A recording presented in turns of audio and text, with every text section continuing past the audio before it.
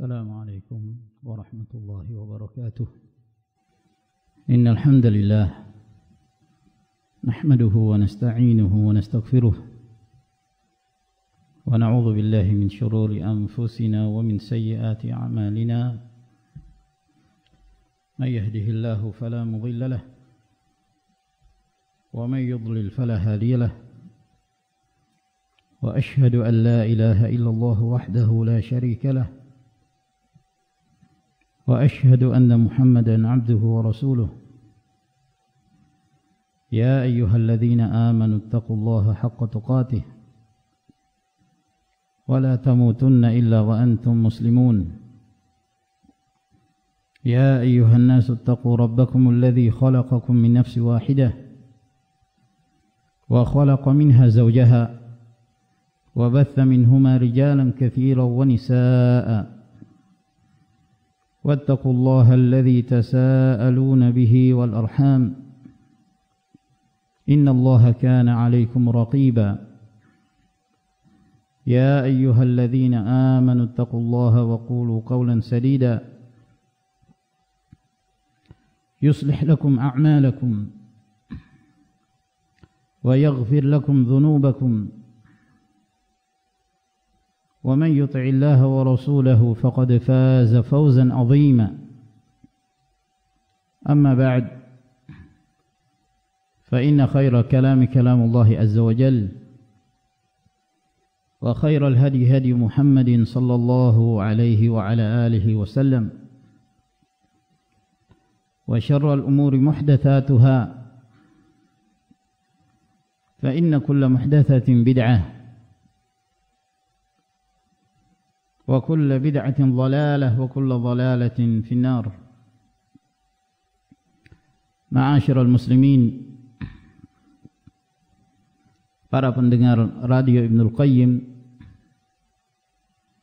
dan radio streaming dimanapun Anda berada, semoga Allah Subhanahu wa ta'ala senantiasa melimpahkan rahmat dan keberkahannya kepada kita sekalian dan menjauhkan kita dari berbagai keburukan, dari musibah, wabah, dan yang semisalnya. Dan tema yang akan kita angkat pada malam hari ini, pada hari Jumat malam Sabtu tanggal 7 Safar tahun 1442 Hijriah yang bertepatan dengan tanggal 25 September tahun 2020 adalah tema yang berkaitan dengan permasalahan yang sedang menimpa kaum muslimin sekarang ini dan menimpa secara umum umat manusia di berbagai belahan dunia, yaitu menyebarnya wabah yang dikenal dengan sebutan wabah corona atau COVID-19 yang menyebabkan begitu banyak korban dari umat manusia ini yang terinfeksi,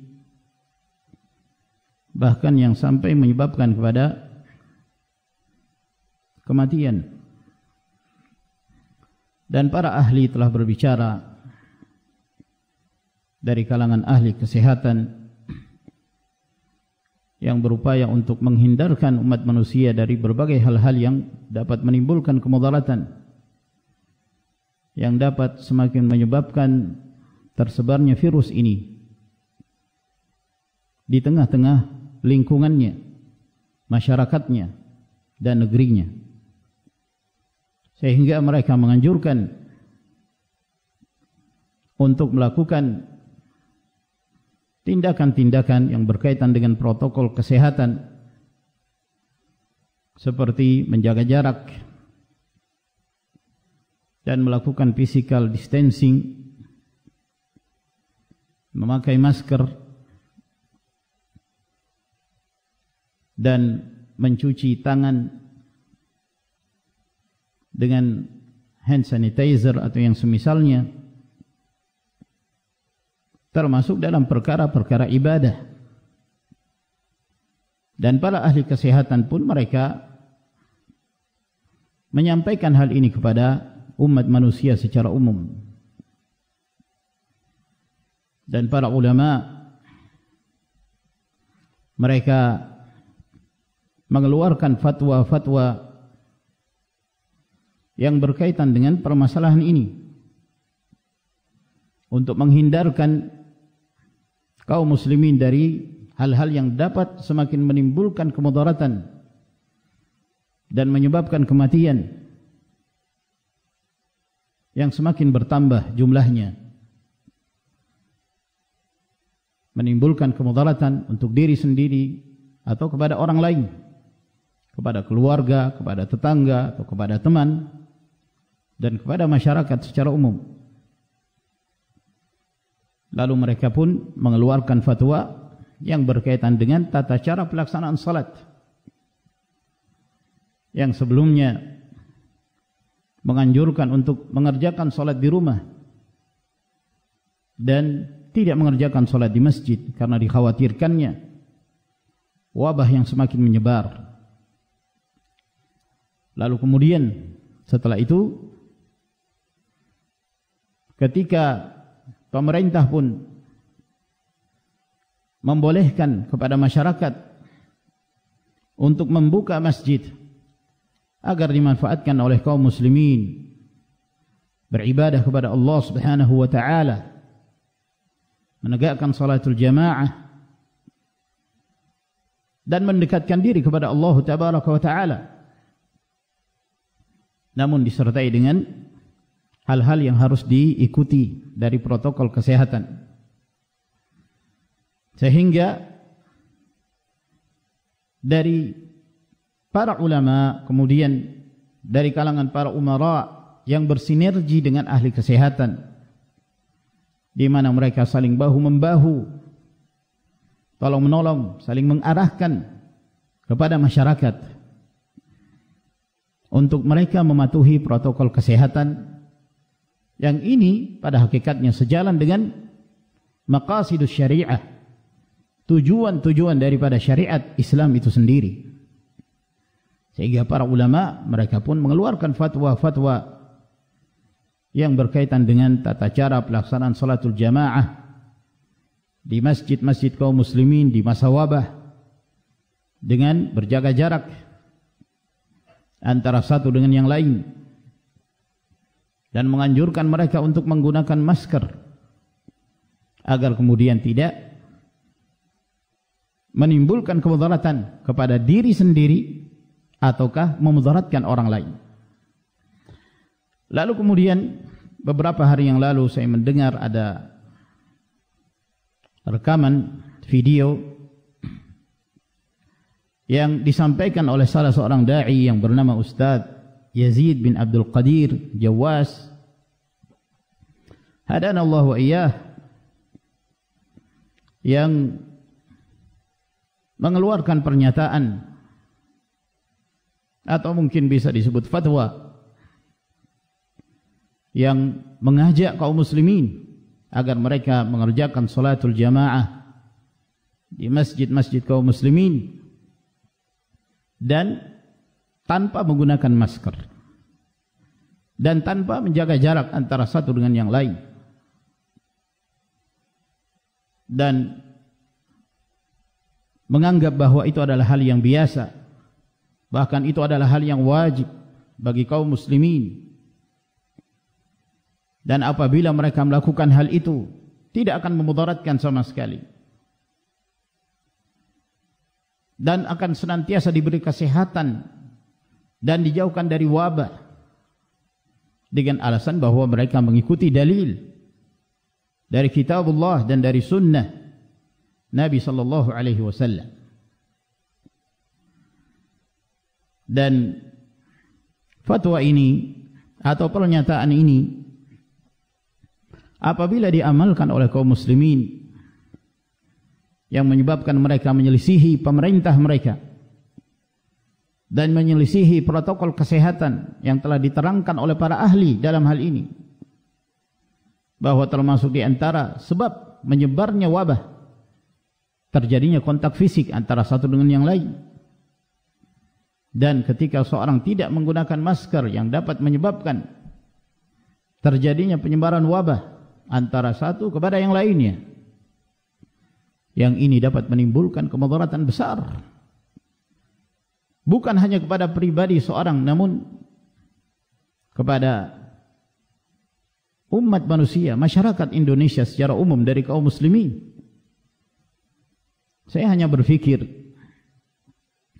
apabila orang ini menjadi pemimpin negeri lalu kemudian dia mengeluarkan pernyataan dan statement seperti ini, saya berpikir apa yang menimpa kaum muslimin? Akan menimbulkan kemudaratan yang besar. Dan di samping itu pula menyelisihi apa yang menjadi maksud dari syariat ini, dan menyelisihi fatwa para ulama hafizahumullah. Sebelum saya membahas apa yang dia sampaikan, maka saya ingin menyebutkan sebuah hadis yang diriwayatkan oleh Abu Dawud dan Ibnu Majah dari hadis Jabir radhiyallahu anhu. Kata beliau, suatu ketika kami melakukan perjalanan safar, lalu ada seorang dari kami yang terkena batu yang jatuh, yang mengenai bahagian kepalanya, yang menyebabkan kepalanya itu terluka. Lalu kemudian pada saat itu cuaca yang sangat dingin, dan orang yang terluka ini mengalami junub, yang mengharuskan dia untuk mengangkat hadas besar. Maka ia pun bertanya kepada para sahabatnya, hal tajiduna li rukhsatan fit tayammum? Apakah kalian mendapati aku diberi kemudahan, diberi keringanan untuk bertayammum? Dalam kondisi di sana ada air, namun dia dalam keadaan sakit, dia dalam keadaan terluka, dan ketika itu dia dalam keadaan junub, berhadas besar. Maka yang diketahui bahwa seorang yang berhadas besar, untuk diangkat hadas tersebut dengan cara mandi janabah. Maka ia pun bertanya kepada sahabatnya, apakah diperbolehkan baginya untuk melakukan tayammum? Maka para sahabatnya yang bersamanya dalam perjalanan safar tersebut mengatakan, ma najidu laka rukhsatan wa anta taqdiru 'alal ma'. Kami melihat kamu tidak ada keringanan. Bukankah kamu mampu untuk mandi? Kamu mampu untuk menggunakan air?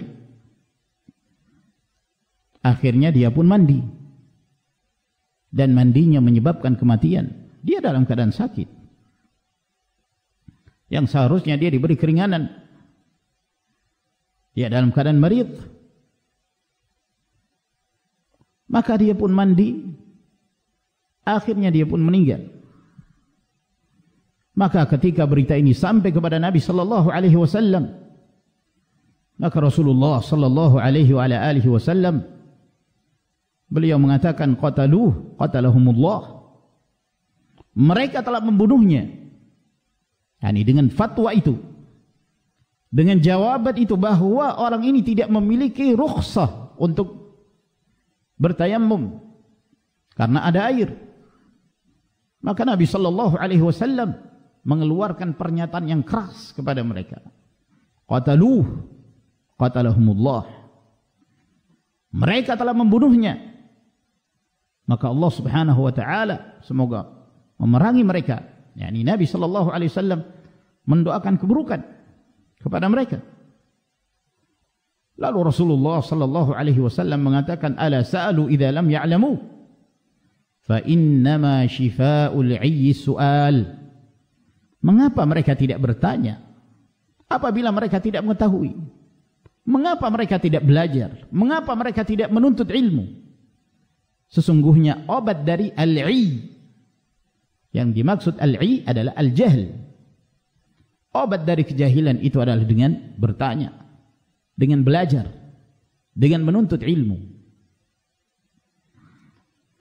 Hadis Nabi sallallahu alaihi wasallam ini seharusnya menjadi ibrah dan menjadi pelajaran bagi kita sekalian, terkhusus para dai, para ustaz, untuk tidak bermudah-mudahan mengeluarkan sebuah statement, mengeluarkan sebuah pernyataan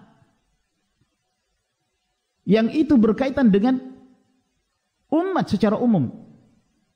Apalagi permasalahan-permasalahan yang disebutkan ini tentang sholat dengan menjaga jarak, tentang menggunakan masker, ini adalah permasalahan yang mimma ta'ummu bihil balwa, sesuatu yang sedang dialami oleh kaum muslimin di seluruh dunia. Maka dengan fatwa yang batil, dengan fatwa yang tidak pada tempatnya di dalam menempatkan nas-nas syar'i dari kitabullah dan dari sunnah Nabi sallallahu alaihi wasallam, dapat menyebabkan kebinasaan. Yang paling bertanggung jawab di sini adalah yang mengeluarkan fatwa itu, yang mengeluarkan pernyataan itu. Apabila diikuti oleh sekian banyak kaum muslimin, maka dia termasuk kepada apa yang disebutkan oleh Nabi sallallahu alaihi wasallam, qatalahumullah, mereka sungguh telah membunuhnya. Maka ini bukan perkara yang ringan. Seorang hendaknya berhati-hati di dalam mengeluarkan fatwa, karena seorang bertanggung jawab di hadapan Allah Subhanahu wa taala tentang apa yang dia ucapkan, apa yang dia sampaikan.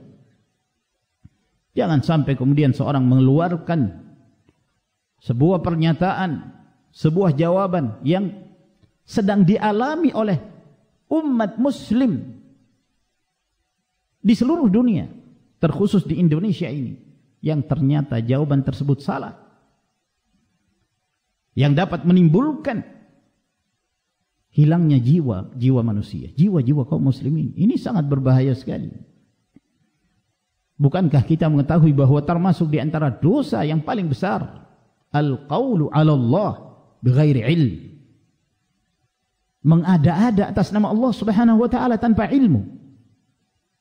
Allah Jalla wa Ala berfirman, "Qul innama harrama rabbiyal fawahisha ma dhahara minha wa ma batan wal ithma wal baghya bighairi al-haqqi wa an tusyriku billahi ma lam yunazzil bihi sultana wa an taqulu 'ala Allahi ma la ta'lamun."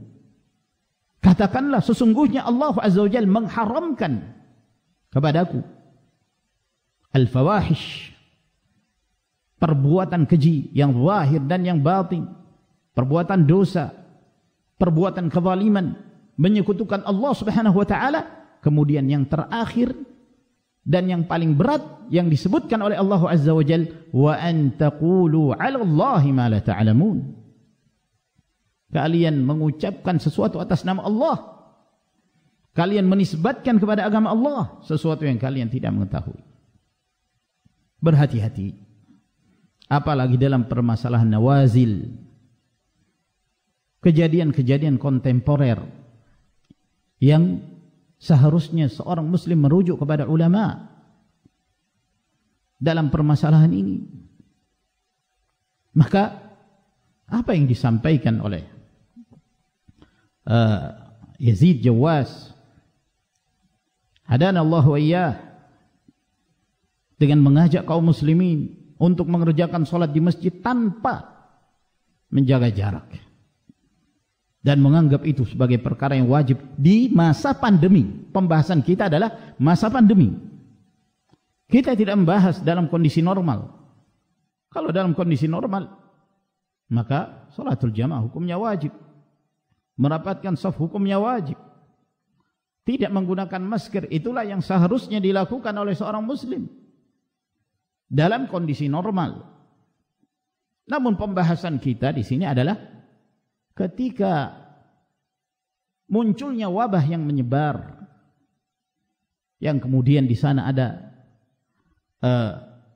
protokol kesehatan yang telah ditetapkan, yang dikhawatirkan akan menimbulkan kemudaratan pada diri sendiri dan orang lain. Yang ini yang menjadi pembahasan kita. Ada yang namanya hukum asal, ada hukum-hukum yang keluar dari hukum asal karena ada sebab. Seperti contohnya, salat dalam keadaan berdiri adalah perkara yang wajib. Namun bagi seorang yang memiliki uzur, ketika dia sakit, tidak memungkinkan bagi dia berdiri untuk salat, maka dia duduk. Nabi sallallahu alaihi wasallam mengatakan, "Shalli qa'iman, fa in lam tastati' fa qa'idan, fa in lam tastati' fa 'ala jambin." Salatlah kamu dalam keadaan berdiri. Apabila engkau tidak mampu, maka duduk. Apabila engkau tidak mampu, maka berbaring. Rasulullah sallallahu alaihi wasallam mengajarkan kepada kita agama ini yang begitu mudah bagi seorang untuk melakukannya dan mengamalkannya. Ajaran yang tidak menyebabkan kebinasaan. Ajaran yang membawa kepada kemudahan. Setiap kali ada kesulitan, maka selalu diarahkan kepada perkara yang mudah. Bukankah Allah Subhanahu wa taala berfirman, "Yuridullahu bikumul yusra wa la yuridu bikumul usr." Allah Azza wa Jalla menghendaki bagi kalian itu kemudahan, bukan kesulitan. Ma ja'ala 'alaikum fid dini min haraj. Allah Jalla wa ala tidaklah menjadikan kesempitan di dalam mengamalkan agama ini. Nabi sallallahu alaihi wasallam mengatakan, "Inna dina yusrun." Sesungguhnya agama ini mudah. Ada satu kaidah yang disebutkan oleh para ulama yang termasuk di antara al-qawaidul khamsul kubra, 5 kaidah yang terbesar di dalam agama ini. Di antaranya adalah al-masyaqqatu tajlibut taysir. Bahwa kesulitan itu membawa kepada kemudahan. Kesulitan membawa kepada kemudahan. Idza dhaqa al-amru ittasa'. Apabila kondisinya menjadi sulit, sempit, berat, maka di saat itulah syariat ini akan memberi kelonggaran. Dan itu akan kita dapati dalam banyak perkara. Di dalam perkara-perkara ibadah dan syariat yang ditetapkan oleh Allah Subhanahu wa taala dan Rasulnya.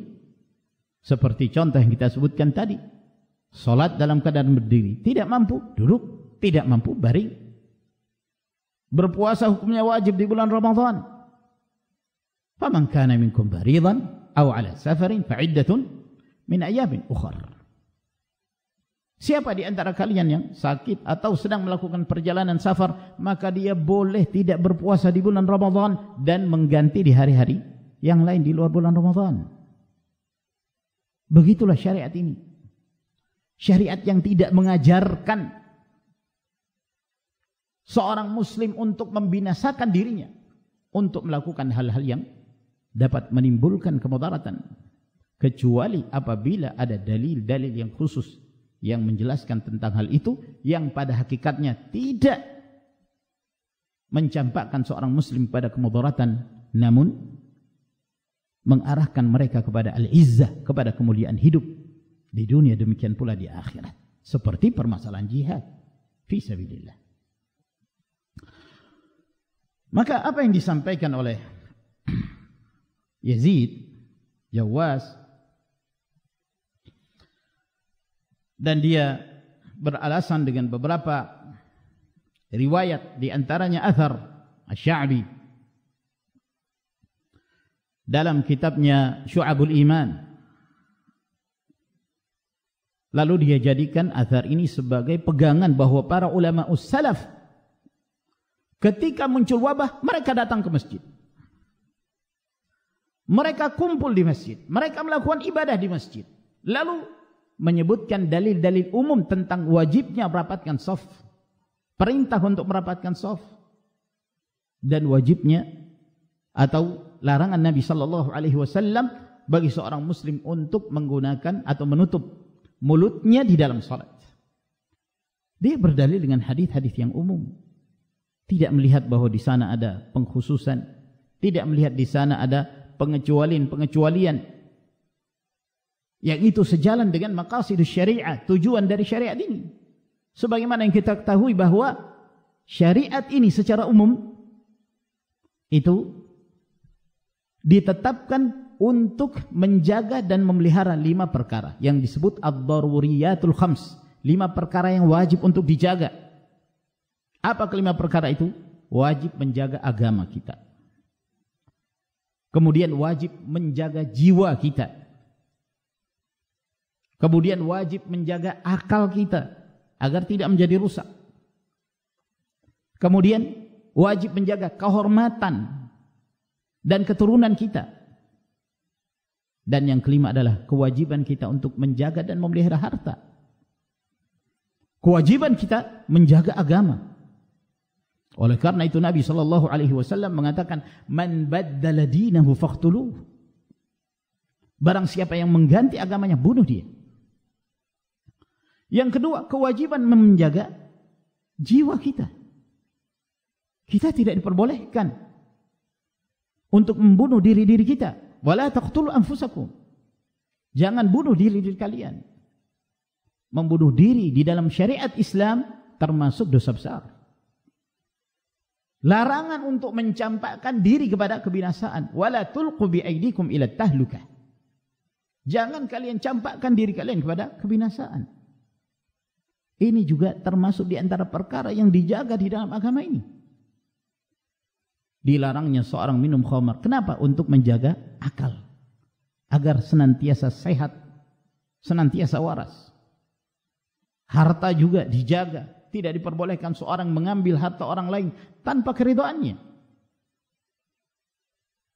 Demikian pula keturunan. Oleh karena itu Islam melarang seorang melakukan perbuatan zina agar kehormatan dan keturunan itu tetap terjaga. Walhasil Islam menjaga jiwa-jiwa manusia. Maka tidak diperbolehkan kemudian seorang mengeluarkan satu pernyataan yang dikhawatirkan dapat menimbulkan banyaknya jatuh korban dari kaum muslimin. Wallahul musta'an. Seperti yang disebutkan oleh Nabi sallallahu alaihi wasallam dalam hadis tadi, qataluh, mereka telah membunuhnya. Disebabkan karena fatwa yang batil. Fatwa yang tidak sejalan dengan maqasidus syariah. Di dalam syariat ini jiwa manusia itu terjaga, terpelihara. Asal hukum makan bangkai haram, tidak boleh. Asal hukum makan babi haram. Tapi dalam kondisi muttar, dalam kondisi darurat, tidak ada makanan yang lain yang kalau dia tidak makan bangkai dapat menyebabkan kematian. Apa hukumnya? Diperbolehkan. Diperbolehkan. Ad-darurat tubihul mahdzurat. Perkara yang darurat membolehkan sesuatu yang asal hukumnya terlarang. Itu yang kita ketahui di dalam syariat. Tujuannya apa? Agar jiwa manusia itu terjaga. Tidak menyebabkan kematian. Maka diperbolehkan untuk mengkonsumsi makanan yang asal hukumnya diharamkan baginya. Tidak boleh kemudian kita mengatakan, itu bangkai. Lalu kita berdalil dengan ayat-ayat atau dalil hadis secara umum tentang diharamkannya bangkai. Tidak boleh. Hurrimat alaikumul maitatu waddamu wa lahmul khinzir wa ma uhilla bihi li ghairillah. Berdalil dengan ayat ini untuk mengatakan kepada orang yang terpaksa makan bangkai bahwa kamu tidak boleh makan bangkai. Dengan alasan bahwa ayat mengharamkan. Iya betul. Ayat mengharamkan, tapi bukankah di sana ada kondisi-kondisi di mana seorang terpaksa melakukannya? Darurat. Yang kalau dia tidak memakannya akan menyebabkan kematian. Karena Islam sekali lagi menjaga dan memelihara jiwa-jiwa manusia. Nah, kembali kepada apa yang disebutkan oleh Ustaz Yazid ketika menyebutkan athar Sya'bi, lalu menisbatkan kepada amalan para ulama ussalaf, lalu mengatakan bahwa kita di dalam mengamalkan Al-Quran Sunnah dengan pemahaman ulama ussalaf, betul.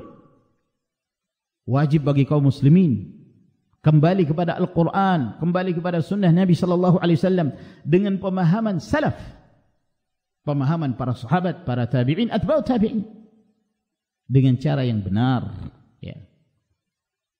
Akan tetapi jangan sampai kemudian terjadi kesalahpahaman di dalam memahami atharus salaf, riwayat-riwayat yang datang dari para ulama salaf, lalu kemudian membangun di atas kesalahan itu sebuah hukum. Ini yang berbahaya.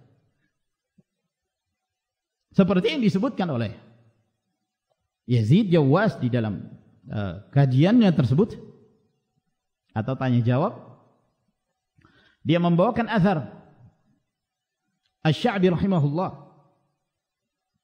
dalam Syu'abul Iman,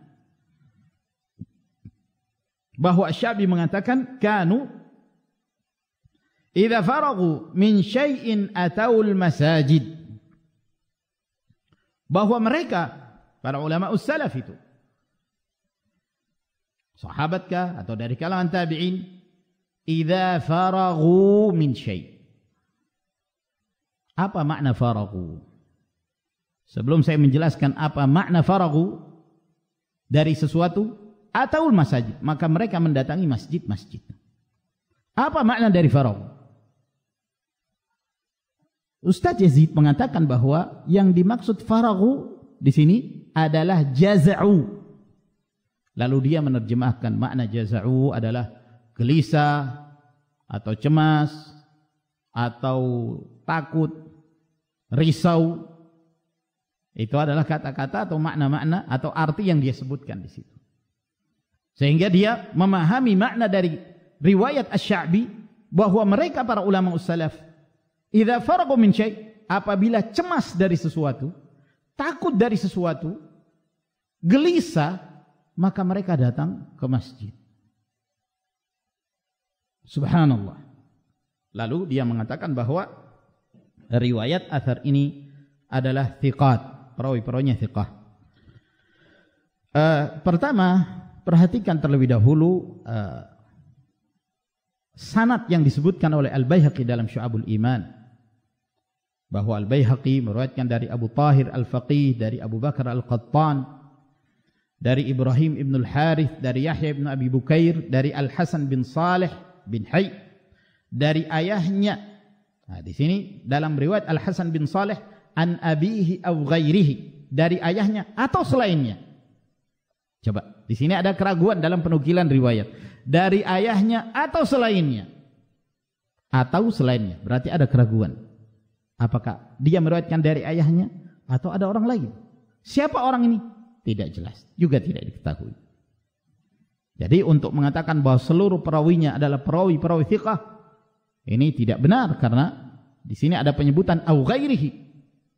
Yang ghairihi selainnya ini tidak diketahui siapa dia. Yang meriwayatkan dari Asy-Sya'bi. Ini pertama. Yang kedua,